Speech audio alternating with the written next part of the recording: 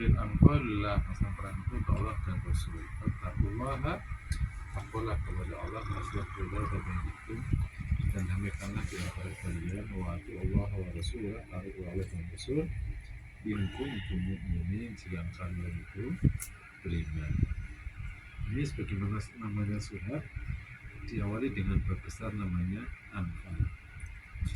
Maka ditegaskan Anfal itu milik Allah Rasulnya, sehingga pembagian Anfal itu 20% atau khumus untuk Allah Rasul. Nanti terserah di konten ini berarti untuk nanti Rasul yang mendistribusikan, terserah Rasul itu yang 80/100 itu dibagi ke seluruh pasukan,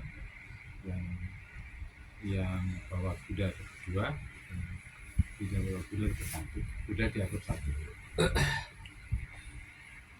Tapi penegasan di sini itu langsung menurut Allah dan Rasulnya. Artinya nanti Allah yang akan bagi, pembagiannya begitu. Nah, humus itu oleh Rasulullah akhirnya dibagikan kepada kaum muslimin. Bahkan nggak ada yang simpan oleh Rasulullah ini di sini. Yang itu akhirnya nanti di konteks negara menjadi income negara.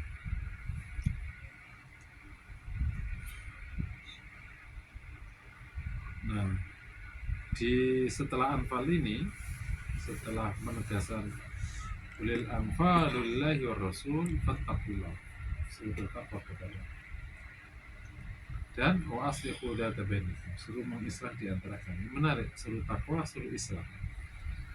Dan islah itu tidak terjadi kecuali pertikaian. Artinya jeda antara takwa sama islah itu berarti ada peluang perselisihan.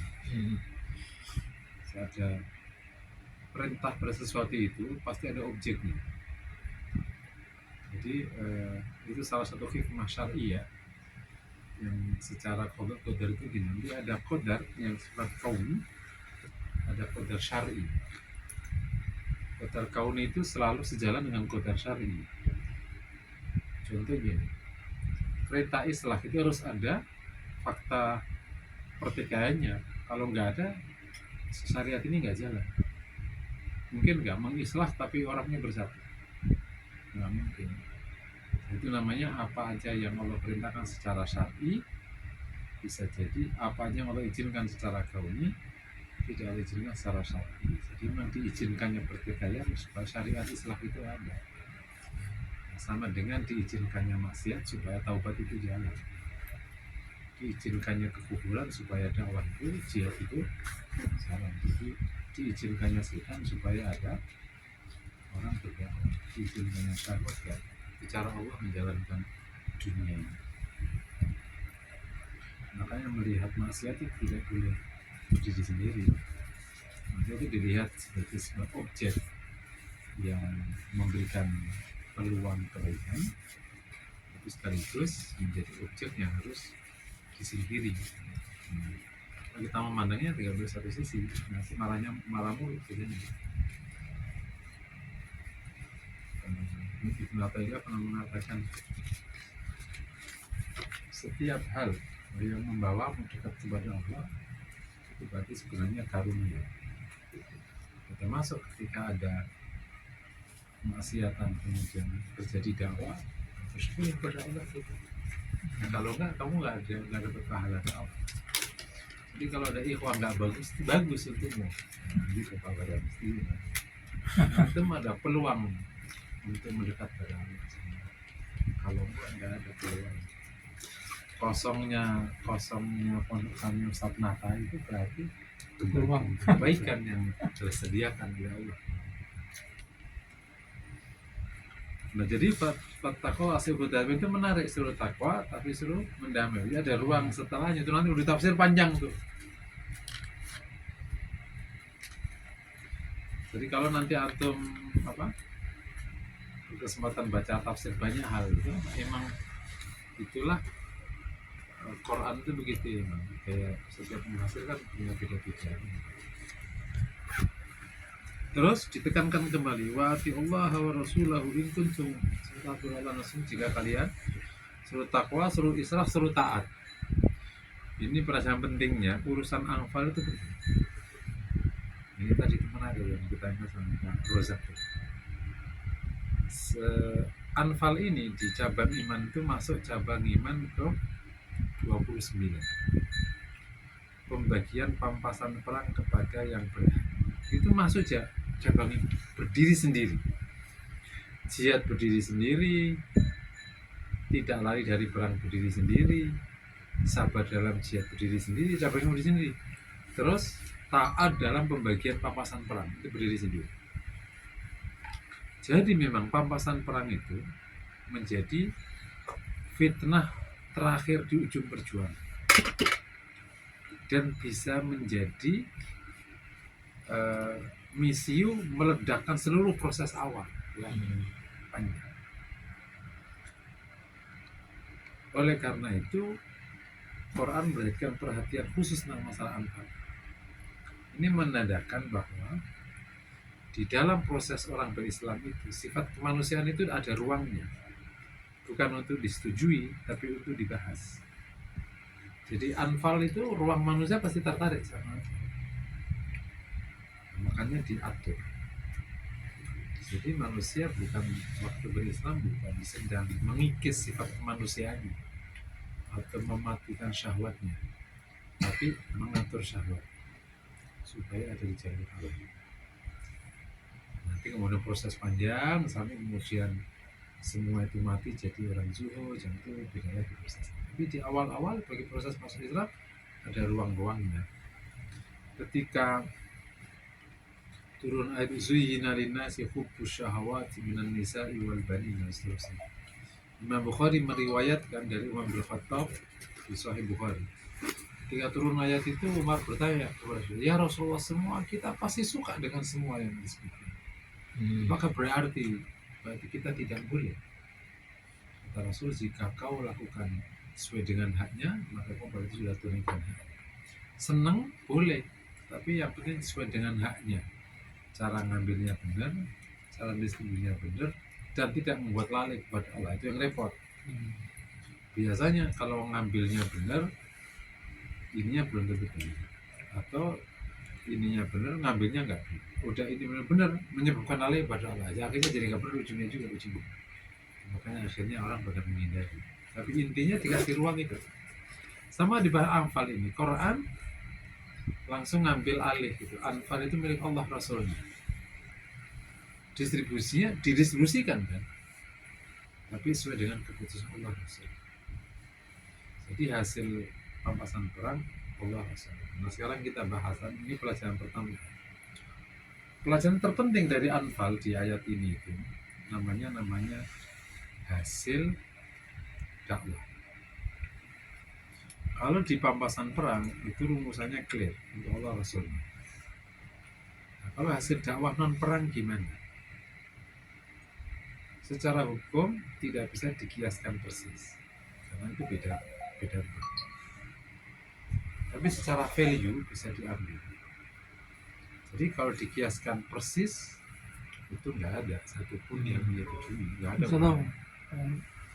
Misalnya apakah bagi hasil perjuangan partai 20% iya, ini sudah mulai ini Pak. Dirata. Tilawahnya sudah selesai. Ya, bisa digitukan karena Tafsir Anfal perang ini. surat 8. Tapi value-nya bisa diambil. Secara ini bahwa hasil dakwah ini memang harus dibagi ke seluruh yang berkontribusi. Itu yang membuat dakwah itu seluruh sahabat yang terlibat dalam perang dapat haknya. Yang jalan kaki dapat 1, yang kaki sama penunggang kuda dapat 2, kuda yang 1 dia sama.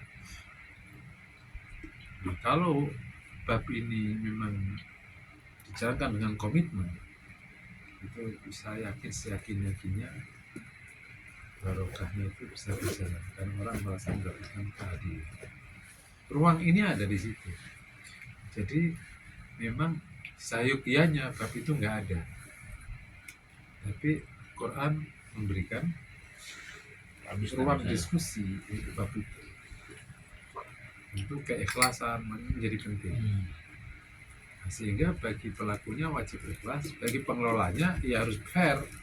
Jangan nyuruh ikhlas ke yang pelaku, nggak urusannya. Itu kebalik. Itu kayak orang travel nyuruh sabar, Jawabannya apa? Yang sabar itu saya, nggak harus kau suruh. Yang kewajibanmu ngelola benar, bukan nyuruh saya sabar. Nyuruh sabar nggak usah kau suruh. Saya udah wajib sabar. Jangan jangan melampaui wewenang namanya. Pimpinan, katakan pimpinan dakwah, tidak perlu nyuruh orang ikhlas. Itu bukan urusan dia. Ikhlas itu urusan dia sama Allah Taala. Urusanmu wajib bagi benar gitu. Tidak ada namanya orang melampaui wewenang. Menjadi penkhutbah yang tidak pada tempatnya. Khutbah kok masa di waktu makan aja. Jadi inspirasi Anfal itu menarik karena sejak awal hasil perjuangan dakwah itu menjadi pemicu konflik sejak awal, dan Rasul sahabatnya melapui dengan sangat baik, tidak ada konflik. Pemicu salah satu hanya mereka di Uhud, itulah kemudian akhirnya diselesaikan dengan sangat baik, dan Allah ngasih pelajaran penting ya di Uhud itu. Kalau dalam bahasa Said Qutb itu kan Uhud tuh Badar. Badar. Anfal kan Badar. Uhud bukan pada waktu turun dari gua panah itu Iya, meninggalkan. Pada waktu jadi sudah ada penyakit yang muncul di tengah masyarakat muslim, yang ini nifaq, dan juga ada sedikit dalam tanda petik kekurang taatan yang mulai muncul di kasus turun dari bukit panah ke bawah, apapun alasannya. Nah itu kemudian oleh Allah dikasih pelajaran harus diselesaikan sebelum semua berkembang besar, dan akhirnya memang sembuh penyakit itu. Begitu dapat kekalahan luar biasa, sejak itu tidak pernah ada yang bermain-main dalam urusan. Udah, bahkan waktu Fathu Makkah itu Rasul kan membaginya agak ekstrim, karena papasan perang dibagi ke orang badui gitu, dan para sahabat itu nggak dikasih apapun, khusus Fathu Makkah nggak dibawa satupun ke Madinah, di full dikeluarin ke badui semua. Seorang asal, ya Rasulullah, semua harta kau kasihkan mereka tuh, dan kita pulang ke bawa apa? Kata Rasul, kau pilih mana? Mereka hanya dapat harta, dan kau dapat Rasulullah. Kau pilih mana? Kau bersama Rasulullah atau mereka bersama Rasul, harta bersama kau? Masa Rasul jawabnya begitu? Tapi itulah Rasulullah, kalau jawab itu mematikan. Ya pasti aku milih bersamamu. Ya sudah, bersama aku nggak usah bersama harta. Mereka hanya dapat harta aja. Nah, jadi Itu badai, bukan buat orang yang Mekahnya kan? enggak, Badai juga. dia di Badui banyak Oh, iya. yang dikasih berapa. Jadi ini pelajaran pertama ya, bahwa memang dalam bab Anfal, kalau di konteks perang jihad benar ya begini. Pelajaran pentingnya adalah pembagian hasil dakwah, dan kita perlu belajar serius di bab ini. Bukan pumpung, situasinya sudah harus serius ditata. Kalau kesempatan untuk mimpin atau apa itu harus ditata, karena kalau terus nanti lama-lama kayak NU, kalau konfliknya masih pendam sekarang, nanti lama-lama kalau sudah nggak kuat ke atas gitu. Kalau sekarang masih agak di bawah ya, masih bisa lah toleran, lama-lama ke atas ya. Itu menunjukkan udah nggak kuat di dalam gitu, makanya meledak. Kan udah lama sebenarnya kan, kes itu udah lama di NU itu, udah lama di antara kiai macam-macam, apalagi pemilu gitu yang sebelumnya jadi nggak bener gitu. Yang satu jual NU, yang satu jual apa, yang jual torikot, yang satu jual apa misalnya. Yang kedua, pelajarannya menghadapi Anfal itu perintahnya 3: suruh takwa, suruh islah, suruh taat. Bertubi-tubi itu. Takwa itu sudah mengcover semuanya, tapi ada takwa, takut pada Allah, maksudnya suruh takut. Terus kalau ada apa-apa suruh damai, tidak boleh konflik gara-gara Anfal. Setelah itu suruh taat sama Allah Rasulnya. Jadi urusan harta ini harus 3 bempernya, harus takut pada Allah, taat aturan, dan kalau ada itu harus segera diisi. Turunannya sama, kalau ada konflik masalah harta terkait dengan hasil dakwah, itu harus takwa, islah, dan Kalau enggak ya bubar kemana. Bahkan ditegaskan di ayat ini ingkun mu'minin. Jadi memang kalau ada iman ya harus tiga dikerjakan. Ini menunjukkan betapa dahsyatnya urusan batin. Dan sepanjang sejarah urusan ini selalu menjadi penghalang utama tumbuhnya kebaikan. Nah, turunan dari bab Anfal ya seluruh hal terkait dengan dunia, bisa posisi, bisa apa. Masyumi mau pecah ya gara-gara itu juga.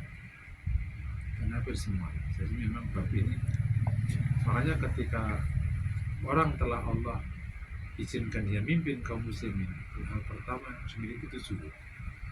Kalau nggak zuhud nggak usah mimpin kaum muslimin, berat. Itu ujungnya akan jual agama.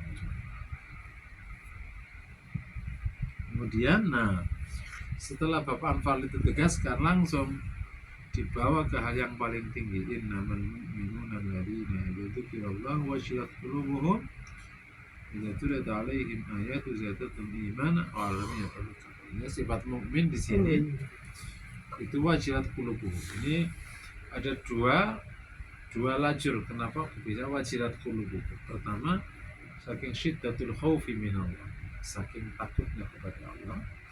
Atau yang kedua, syiddatul mahabbati lillah, saking besarnya mahabbah kepada Allah. Nah, ini bab besar.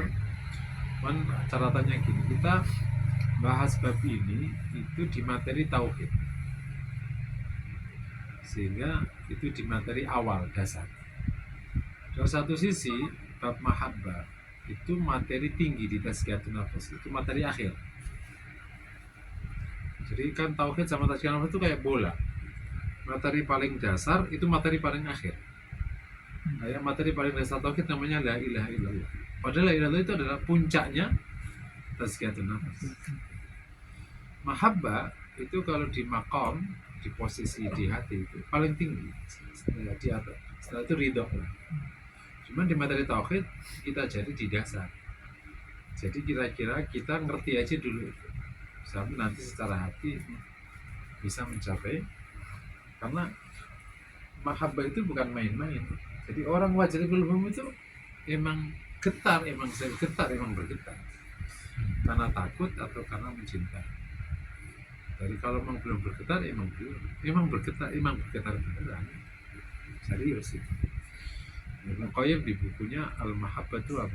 Mahabbah itu hiyal mahabbah. Mahabbah itu yang mahabbah, nggak ada definisi. Kayak yang tahu cinta siapa? Ya pelakunya. Definisi juga nggak ngerti. Jadi bab mahabbah ini makamnya para aulia sebenarnya. Karena wali itu siapa? Wali kan orang yang Allah cintai dan yang jalan Allah cintai. Sesimpel itu. Cuman karena mahabbah ini kita pelajari di awal perjalanan, jadi seakan-akan itu bab biasa. Padahal bukan bab biasa. Ini bab besar. Karena makom ini mengantar orang menjadi walinya Allah sendiri. Orang sudah mahabbah bisa mengalahkan semua orang yang sholat malam sepanjang masa. Sholat malam dari isya sampai subuh itu kalah sama orang yang punya mahabbah kepada Allah, yang nggak ngapa-ngapain cuma duduk aja, tapi saya mencintai Allah. Tapi mungkin nggak mencintai Allah duduk nganggur, ini nggak mungkin. Pasti dia akan habis-habisan sujud. Tapi sujudnya dengan cinta, bukan sujudnya nyari duit. Jadi memang beda-beda sujudnya. Sujudnya minta menang pemilu, beda dia gitu. Sujudnya emang dengan cinta, bukan minta menang pemilu. Atau syiddatul khauf, rasa takut. Nah, salah satu yang contoh terkenal khauf itu ya Umar itu memang orang yang, kata Fatimah itu istrinya Umar bin Abdul Aziz ya. Fatimah itu anaknya Abdul Malik itu khalifah keempatnya Umayyah yang mengkonsolidasikan Umayyah kembali kan. Pada waktu zaman Marwan itu kan Umayyah tinggal di Syam, karena Jazirah Arab dikuasai Abdul bin Zubair, udah kalah telak itu. Tapi oleh Abdul Malik piawen orang itu kembali balik normal kembali. Makanya seluruh jadi khalifah Abdul Malik anaknya Abdul Malik semua. Nah, termasuk nanti ada Sulaiman. Nah, nyebrang ke Umar bin Abdul Aziz itu adalah mantu, dia nikah sama Fatimah, adiknya Sulaiman. Kata Fatimah binti Abdul Malik, kalau dari sudut sholat sama puasa, saya yakin banyak orang lebih baik sholatnya daripada Umar. Jadi urusan takut, saya yakin orang yang paling takut pada Allah itu setelah orang-orang sebelumnya para sahabat itu adalah Umar. Setiap malam aku lihat dia nangis, dan berhenti nangis kalau tidur, kalau nanti bangun lagi nangis lagi. Dan kisah ini nyata, emang kita perlu memang lebih experience ya kita. Ketika mau meninggal, istrinya nanya, ya Khalifah, kenapa kau tidak memberikan wasiat pada anak, wasiat harta ya? Karena kan wasiat kekuasaan sudah dibalikin ke adiknya lagi, dia udah nggak nurun karena Sulaiman ke dia, balik lagi ke adiknya Sulaiman. Akhirnya yang dipanggil, aku tidak memberikan wasiat pada, karena jika engkau kelak menjadi orang yang tidak saleh, maka beruntung aku, karena aku tidak terlibat pada dosamu, karena aku ikut ngasih harta padamu. Tapi kalau kamu kelak kamu jadi orang saleh, Allah yang akan mengurusmu. Dia menyebutkan ayat wahwa ia tawallas salih, dia yang akan bertanggung jawab mengurus orang-orang. Jadi memang ini pernah ada di dunia nyata, orang yang menyalahkan Allah kepada Allah itu ada, dan itu seorang khalifah. Itu memang ini bab luar biasa yang sampai kita sedih melawan. Iya, jadi mukmin ini itu cirinya wajib qulubuhum lisyiddatil khauf atau lisyiddatil mahabbah. Mungkin kita perlu belajar khauf dan perlu belajar mahabbah. Terus wala rabbihim tawakkal, tawakal pada Rabb. Tawakal itu yang paling, contoh tawakal itu siapa? Mayit itu belum pernah ada yang protes, kenapa kok dia mayit mau mati udah, mau dikubur ya serah, nggak dikubur ya serah. Nggak bisa. Nggak protes. Siapa orang yang tawakal yang sempurna? Mayit. Itu jadi kalau in aradta an ta'rifa at-tawakkul haqqa tawakkal wa ta'alam minal janazah. Kalau ingin tahu tentang tawakal salah sempurna, belajarlah dari jenazah. Kalau nggak mau belajar jenazah, belajarlah ke anak kecil. Itu menarik. Saya suka ngomong kalau saya jamaah di pengaji, siapa yang punya rumus kalau nggak kerja nggak makan? Coba angkat tangan. Kita makan karena kerja atau karena kita makan karena dikasih makan sama orang? Ya, makan. Kalau itu punya rumus nggak kerja nggak makan, berarti pertama kali yang nggak makan itu anakmu. Karena ada 70% warga dunia itu nggak kerja, dan makanya paling ini siapa sih? Istri dan anak-anak. Bener nggak kira-kira? Ayo, yang kerja kan yang laki-laki. Warga dunia itu ada 3, laki-laki dewasa, anak-anak, sama perempuan. Anak-anak itu hampir 50% dari penduduk. Wanita itu 25% penduduk. Laki-laki dewasa 25%. Jadi 75% itu nggak kerja. Berarti ya. Tapi dia makan. Jadi makan itu murni urusan Allah SWT. Ngomongnya gampang. Nah, kalau inti mau lihat tawakal itu bayi. Bayi itu waktu lahir nggak mikir dia. Yang ia tahu pokoknya nangis saja. Nangis. Makanya kata Imam Nawawi bab tawakal itu apa sih definisinya? At-tawakkal huwa tafwidul amri ilallah ma'ama quddir lahu minat tasabbut. Menyerahkan urusan kepada Allah disertai usaha yang disediakan. Jadi usaha kita apa ini? Apa nih? Kalau bagi bayi ya usahanya nangis gitu doang. Bagi istri gimana? Jadi istri solihah aja itu juga makan. Anak gimana? Ya anak yang baik aja kan. Untuk bisa makan anak ya nggak perlu kerja, ya emang karena nggak boleh dengan kerja. Jadi Kucing gimana? Ya nunggu bosnya berhenti makan aja. Jadi kucing memang nggak kucing nggak diperintah oleh Allah kerja, cuma diperintah dan Allah nggak ngasih hukum halal haram ke kucing. Jadi kucing usahanya ya udah ada makan nunggu dapat. Cicak gimana? Lah muka aja mulut itu usahanya. Nanti nyamuknya datang. Jadi setiap hamba Allah itu punya ruang usahanya masing-masing. Ada yang ruang usahanya ke Sudirman, ada ruang usahanya kalau manusia. Kalau makhluk yang lain, burung gimana burung? Burung terbang aja, ntar juga dapat burung. Kucing itu secara data itu menarik. Tidak ada yang mati karena kelaparan. Dia mati karena umur. Umurnya 20 tahun. Paling satu dua ya, kelaparan, kecelakaan. Jadi benar-benar. Jadi wala rabbihim memang tawakal itu gimana? Ya itu yang mayat itu. Jadi mau tawakal itu nggak tawakal ya Allah aku serahkan padamu. Itu kalau udah mentok. Ya. Kalau belum mentok belum tawakal. Jadi Tuhan sorry ya, udah selesai urusan gua.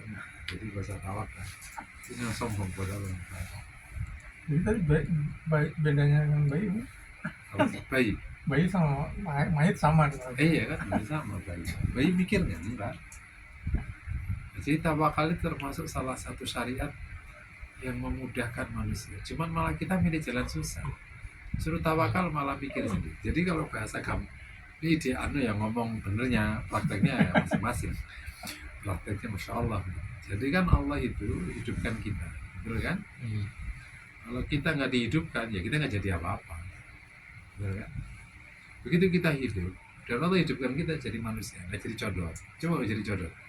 Lalu ceritanya. Itu sudah karunia. Udah kayak gitu kita jadi muslim karunia. Kalau kita kan kita diperintah untuk ibadah, ya udah ibadah aja. Diperintahin aja. Kalau ada apa-apa gimana? Serahin sama yang masih kehidupan. Sesimpel itu hidup. Terus kalau gimana? Ya udah. Emang kayak gitu hidup.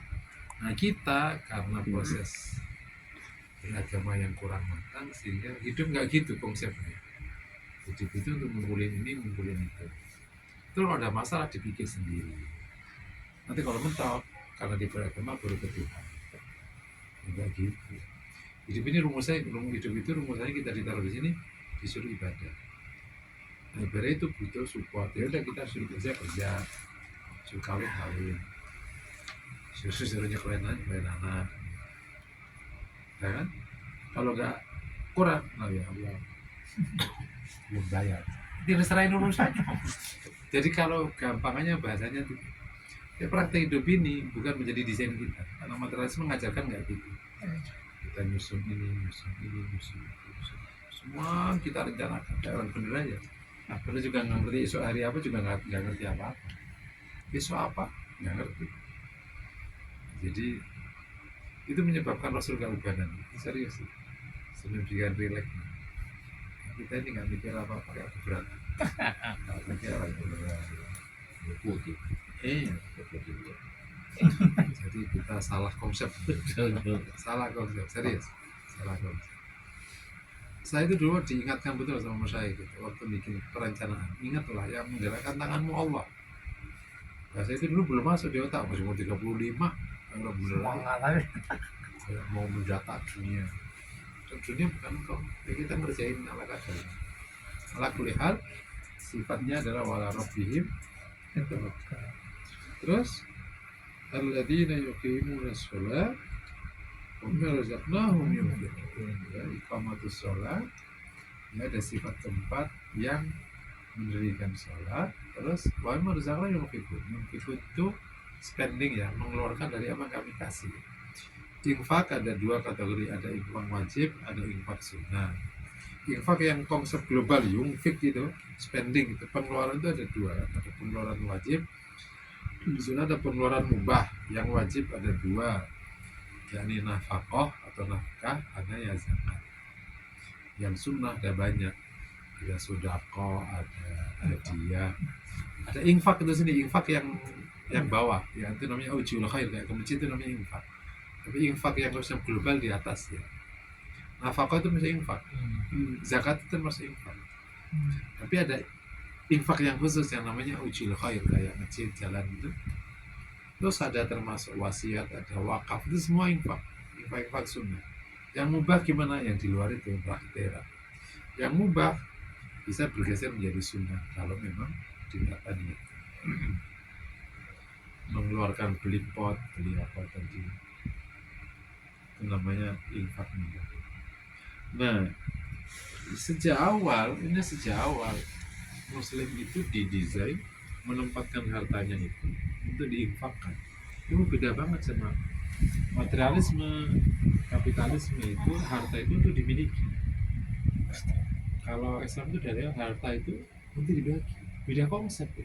Cuman memang pemanaan begini agak kurang mendalam karena kita sudah belajar agama itu yang tata caranya, bukan values-nya.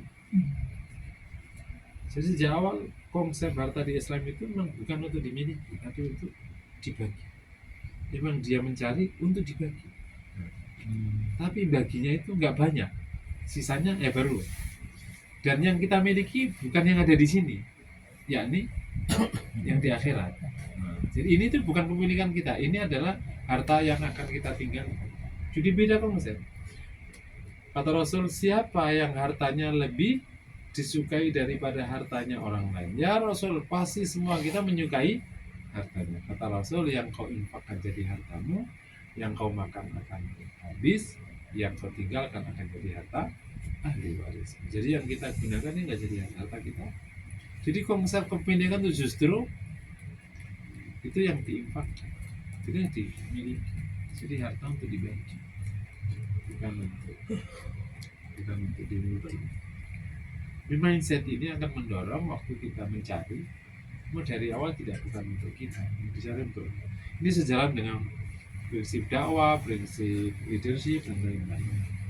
Ulaikal humul mu'minuna haqqan lahum darajatun 'inda rabbihim maghfirah wa rizqun karim. Yang disebut mukmin haqqan itu yang begitu itu berarti ada tadi wajah qulubuhum, ada tawakal, ada rahmatus shalah dan berzaknahum. Wallahu a'lam bishawab.